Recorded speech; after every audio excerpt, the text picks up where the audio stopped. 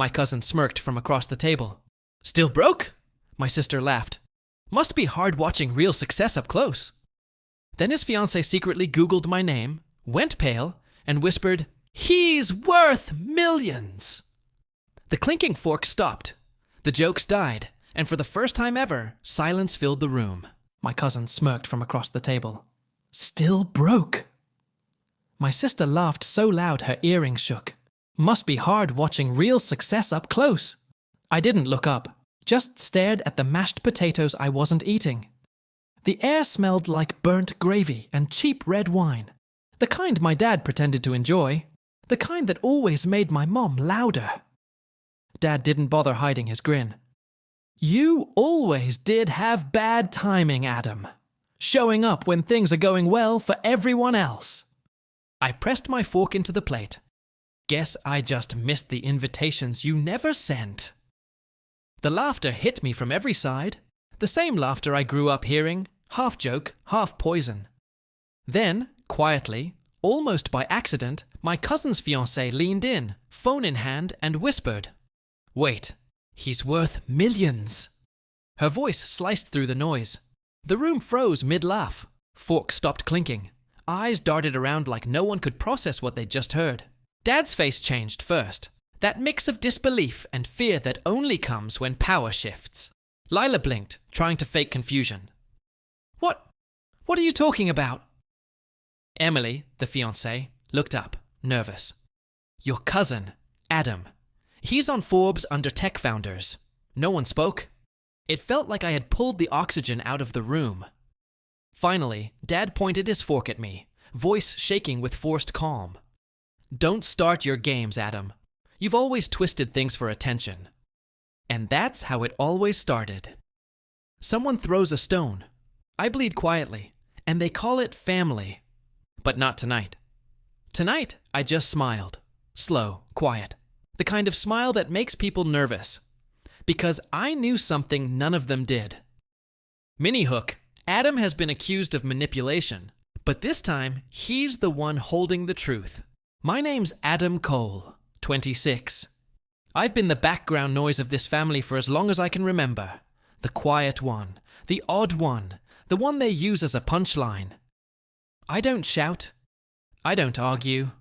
I just watch. And people forget that the quiet ones see everything. For years, they said I was too sensitive, too serious, too cold. But they never realized silence wasn't weakness. It was my survival. I used to think keeping peace meant keeping quiet. Now I know peace only comes when you stop letting people walk over you. When I left home 5 years ago, I had $40, a cracked laptop, and no reason to come back. Tonight, I'm back for one reason only: truth. And the truth always makes a noise when it finally hits the table. Mom's eyes darted toward me. She could always sense when my silence meant trouble. "Adam," she said softly, "don't start tonight. Please." I looked up. "I'm not starting, Mom. I'm just finally finishing." Adam's tone shifts, calm but dangerous. He's done staying quiet. Faces of the family. Dad, Raymond Cole. 60, still walks like he owns the ground under him. Every word feels like an order. He's the kind of man who'd rather lose a son than admit he was wrong. Mom, Diane, the peacekeeper, always saying, "Let's not ruin the night," even when the night's already in flames. She hides her fear behind smiles and soft words that fix nothing. Lila, my sister, older by 2 years, sharper by none. She inherited Dad's pride and Mom's habit of pretending. She always made sure I knew I was the backup child, the mistake they couldn't return. Cousin Nate, loud, arrogant, the type who posts hustle culture quotes but still lives off his dad's business. And his fiancée Emily, quiet, observant, too kind for this room. She was the only one who noticed I wasn't angry. I was tired. The table looked perfect. Candles, matching plates, laughter rehearsed like a bad sitcom. But under the surface, everyone was waiting for someone to draw first blood. Emily's nervous glance at Adam hints she senses the calm before the storm. Lila leaned forward. You really think we don't know where your money came from? Probably another scam or lucky accident. Dad added. He always had tricks up his sleeve. Never could hold a real job. Mom stayed quiet, her hand trembling as she sipped her wine. I watched them all. The same faces that once told me I was wasting my life. They didn't know about the nights I went without food to pay rent, or that the startup I built from a second-hand laptop was now feeding hundreds of families. You should really be careful throwing stones, I said softly, especially in glass houses. Dad frowned. What's that supposed to mean? I smiled faintly. You'll see. The room went uneasy. Lila forced a laugh. Oh, please, you think you scare us? No, I said. I think I finally stopped being scared of you. Mini hook. Adam's quiet defiance shakes the room, and no one knows what he's about to reveal. Mom stood, her voice trembling. Please stop this. Adam, you're provoking them, Lila scoffed. He's jealous. Always has been. You think money makes you better than us? I looked straight at her. No. But betrayal taught me what love shouldn't feel like. The air tightened. Dad's fork hit the table. You ungrateful. Ungrateful? I cut him off, my voice steady. You took my college savings when I was 17. You said it was for the family to save the house. Remember that? No one answered. Lila looked down. Mom's hands shook. Dad's jaw clenched. You kept count all these years? I laughed. Not bitter, just broken. No, Dad. I just never forgot what it cost me. Silence. Heavy. Emily's eyes glistened. She could feel the decades in my words. I stood up slowly. You always taught me family means sacrifice. I just didn't know I'd be the only one doing it. The room realizes Adam's silence has always been his armor and his weapon. It was December. Snow outside, but no warmth inside. I was 21. I'd just lost my job. My parents' house was 2 streets away, but they said, Adam, we don't have space right now. Lila's visiting, and you need to learn responsibility. So I slept in my car that winter, the same car I used to drive Mom to her appointments. I remember watching the house lights flicker through the windshield while I counted coins for coffee. That night, Dad texted, Man up, everyone struggles. I read that message so many times it burned into me. That's the night something in me froze harder than the snow outside.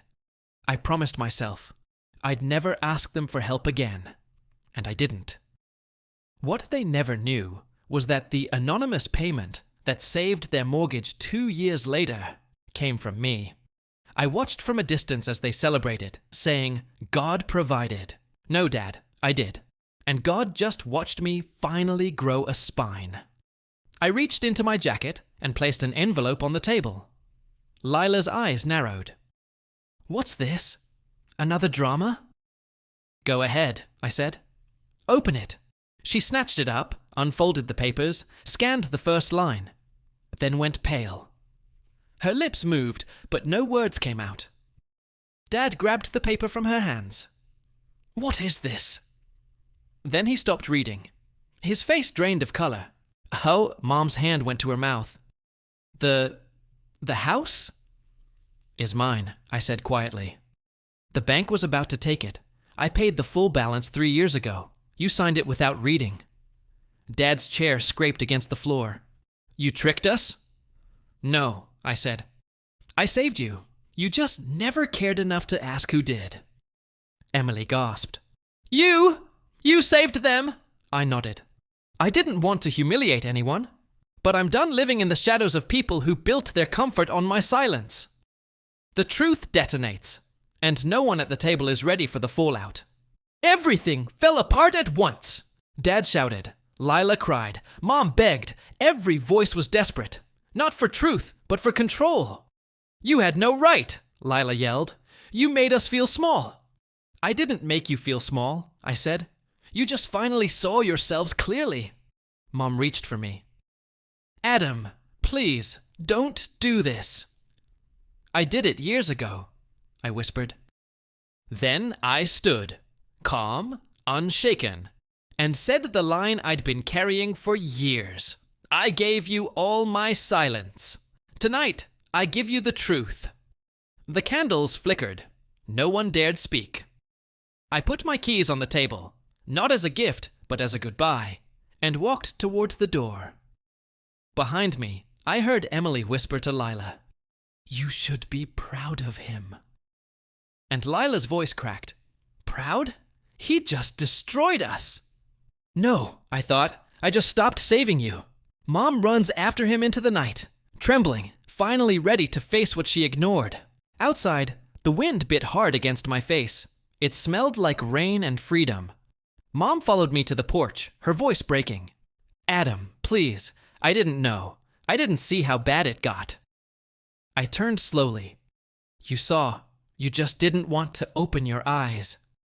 Her tears fell, slow and heavy. I thought I was keeping the family together. I nodded softly. You were just keeping the lies alive. For a moment, we just stood there, two strangers who used to share blood. They'll never see you the same again, she said, almost like a warning. I know, I whispered, and I don't need them to. Then I got in my car, started the engine, and watched the house fade in my rearview mirror. Smaller, duller, finally powerless. The look in Mom's eyes tells us, maybe, just maybe, she's beginning to understand. 1 year later, the house was gone. They'd sold it and moved somewhere cheaper. Dad got sick, the kind of illness that humbles even the proud. Lila started working nights. Mom sent me a letter. It said, "You were right, Adam. I just didn't know how to love you right." I read it 3 times before folding it carefully and sliding it into my wallet. Life moved on. The silence I used to hate now felt like peace. I walked to my office balcony, watched the city lights below, and for once didn't feel small. I whispered to myself, for the first time, I don't carry their weight anymore. And I smiled. Not the sharp smile from that dinner, but a real one.